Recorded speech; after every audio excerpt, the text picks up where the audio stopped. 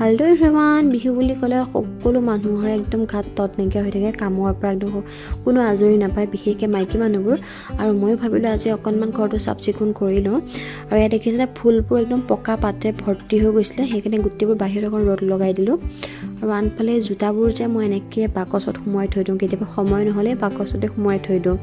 কিন্তু আজি ভাবিলোঁ অকণমান এইবোৰ ৰ'দত দিওঁ, কাৰণ মাজে মাজে বহুত বেছি বেয়া গোন্ধায়, সেইকাৰণে এইবোৰ অকণ ৰ'দ লগাই দিওঁ। আৰু ৰাতিলৈ আনিলে মানুহটোৱে মাছ, ভাবিলোঁ অকণ মাছ খোৱাত বেলেগকৈ বনাওঁ। ইয়াত দেখিছেনে মাছ আপোনালোকে যিকোনো ধৰণৰ ল'ব পাৰে। আৰু তাৰ বাবে মই বস্তুখিনি লৈছোঁ: সৰিয়হ, শুকান জলকীয়া, নহৰু, আদা, তাৰপিছত বিলাহী এটা ল'ব। আৰু যি আপোনালোকে যদি বেলেগ বস্তু দিবলৈ বিচাৰে তেনেহ'লে এড কৰিবলৈ পাৰে। আৰু তাৰপাছত এইখিনি মই ধুনীয়াকৈ পেষ্ট কৰি ল'লোঁ। আৰু এই দেখিছেনে, যিহেতু মই মাছটো ভাপত দি বনাম, সেইকাৰণে মই বাতিটোত অলপমান মিঠাতেল ঘঁহি লৈছোঁ। আৰু তাতে মাছখিনি দি সৰিয়হ বটা যিখিনি মছলা মই বটিছিলোঁ, সেই মছলাখিনি তাতে দি ধুনীয়াকৈ একদম সানি ল'ব। আৰু তাৰ ওপৰতে কেঁচা জলকীয়া, ধনিয়া আৰু যদি কিবা বেলেগ বস্তু দিব বিচাৰে আপোনালোকে এড কৰি পেলাই এইখিনি ধুনীয়াকৈ ভাপত বহাই দিব।